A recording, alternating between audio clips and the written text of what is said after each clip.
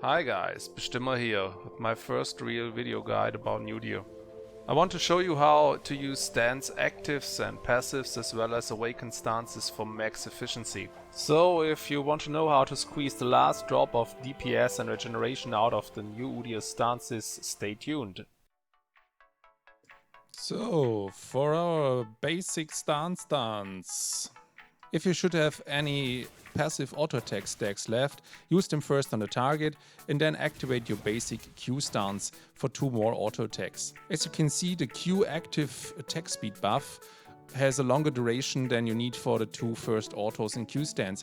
This means now you can swap into W, for example, for 2 extra fast W attacks, which now profit from the Q attack speed buff as well as from Udyr's primary passive.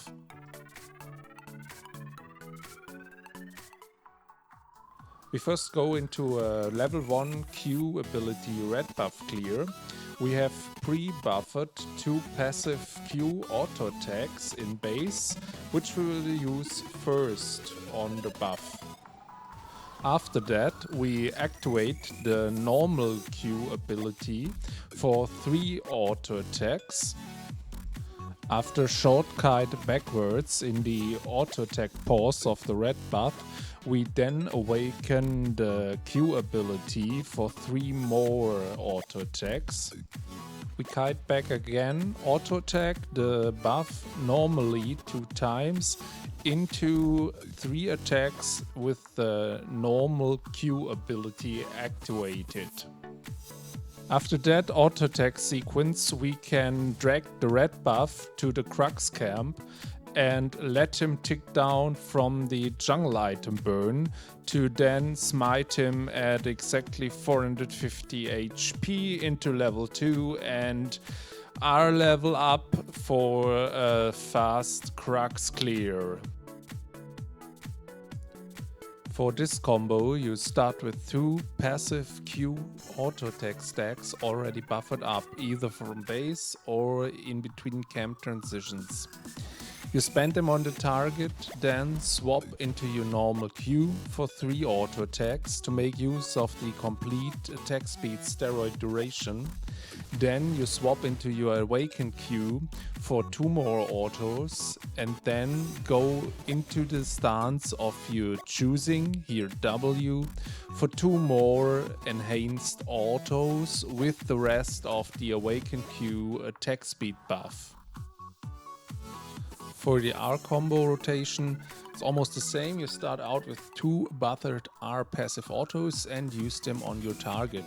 This is especially great if you use it on smaller camps with multiple monsters, because you can already apply the burn effect from your jungle item through the passive autos.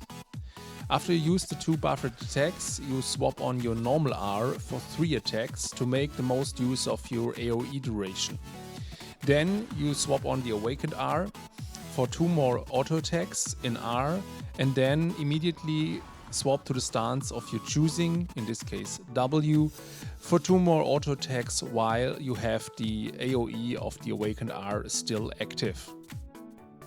Okay, now for a real life example, a clear from Raptors into Wolves across mid lane. We start again with 2 bothered R stance passive auto attacks and use them both on the big raptor to apply our jungle item burn as well as the AoE from the passive auto. Then we swap on the R, normal R, for 3 more auto attacks to make use of most of the AoE duration from normal R.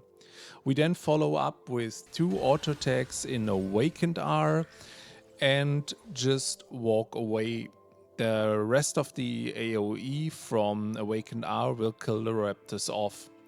While we transition across mid lane to Wolves, we now buffer 2 more passive R auto attacks and use them on the big wolf as we arrive. Then again we turn on our R for 3 auto attacks and most of its AoE burn into 2 more awakened R auto attacks on the camp, into 2 Q auto attacks, which will kill the big wolf immediately. As a reminder, these are sequences for jungle clears, for optimal and efficient sequencing and skill uptime, as well as HP conservation. For trading and dueling, you want to use them a bit differently. There you want to go for max burst or max regeneration from your W with 2 auto attacks in every normal stance and then 2 more auto attacks in its awakened state. Only if you know that you can risk a extended trade into an enemy champion, you can use them as shown here.